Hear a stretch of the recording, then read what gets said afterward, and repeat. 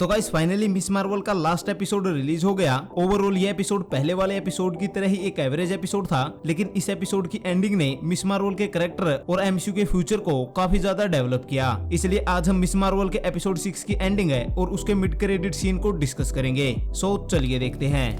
अब इस एपिसोड में पहले तो कमाला खान कराची से वापस ब्रूनो और कामरान के पास आ जाती है बिकॉज डीओडीसी कामरान को पकड़ना चाहती है। लेकिन यहाँ इससे बड़ी प्रॉब्लम ये है कि कामरान के पास जो नई पावर आई है वो उन्हें कंट्रोल नहीं कर पा रहा, इसलिए कामरान फिजिकली और मेंटली अनस्टेबल होता जा रहा है। जहाँ जब कमाला कामरान को नजमा की डेथ के बारे में बताती है तो वो आउट ऑफ कंट्रोल हो जाता है, जिसके बाद कमाला को कामरान और डीओडीसी को अकेले संभालना पड़ता है। जिसके दौरान हमें एक एक्शन सीक्वेंस दिखाया जाता है जिसमें मिस मार्वल की पावर्स को काफी बेहतर तरीके से दिखाया गया, जिससे ये ऑफिशियली कंफर्म हो गया कि कमाला खान की पावर कॉमिक्स की तरह ही सेम है, बस कलर प्रोजेक्शन का ही डिफरेंस है। सीरीज में भी कमाला अपने साइज को छोटा या बड़ा कर सकती है।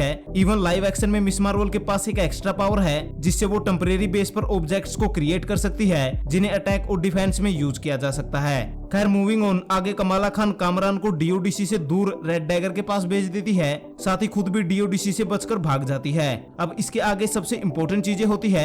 सबसे पहले तो कमाला खान का फादर उसे मिस मार्वल का नाम देता है, जिसके पीछे का लॉजिक कोई खास तो नहीं पर अच्छा है। साथ ही मिस मार्वल बनने के एक वीक बाद कमाला ब्रूनो से मिलती है, जहाँ ब्रूनो ये रिवील करता है कि कमाला के पास उसकी पावर जिन होने की वजह से नहीं बल्कि ये एक तरह का म्यूटेशन है। अब ये आपको जितना सिंपल लग रहा है ये उतना सिंपल है नहीं, क्योंकि पहले तो जब ये रिवील होता है तो बैकग्राउंड में एक्समैन के एनिमेटेड शो की टून बज रही होती है, जो कि ऑब्वियसली एक्समैन यानी म्यूटेंट्स का रेफरेंस है। पर ओरिजिनली यहाँ म्यूटेंट्स का मतलब है इनह्यूमन, क्योंकि कॉमिक्स में जब कोई टेरेजन मिस्ट के कांटेक्ट में आता है तो उसके जीन्स म्यूटेंट होकर इनह्यूमन में बदल जाते हैं। यानी एक तरह से इनह्यूमंस भी म्यूटेंट्स है, बस वो अपने आप को इनह्यूमन कहते हैं। यानी यहाँ शायद एमसीयू में इनह्यूमन या एक्समैन आने का ऑफिशियल रेफरेंस दिया गया, जबकि एक तरह से मिस मार्वल की ओरिजिन वही है जो टीवी सीरीज में दिखाई गई। फिर भी उसकी पावर बैंगल्स की वजह से नहीं है और ना ही बिकॉज उसकी माँ एक अलग डायमेंशन से थी, बल्कि कमाला की पावर्स की वजह उसका म्यूटेंट जीन है। अब इसे इनह्यूमन वर्ड से कब आइडेंटिफाई किया जाएगा ये देखना बाकी है।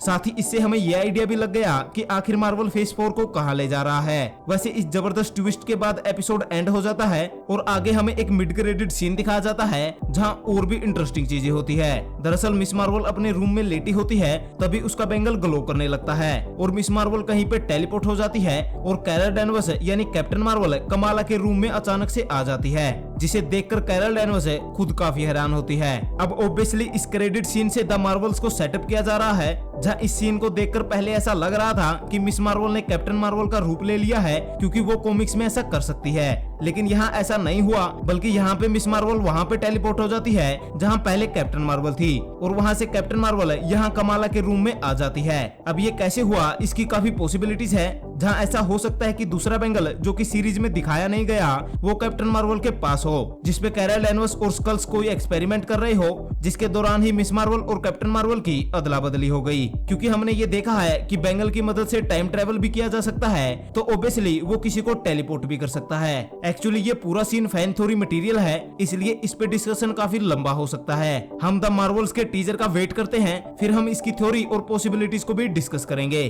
पर ओवरऑल मिस मार्वल एक अच्छी सीरीज है, पर इंडिया और पाकिस्तान के रेफरेंस को और अच्छा किया जा सकता था, क्योंकि सिर्फ बैकग्राउंड में गाने बजाकर आप किसी कल्चर को इम्पैक्ट नहीं कर सकते।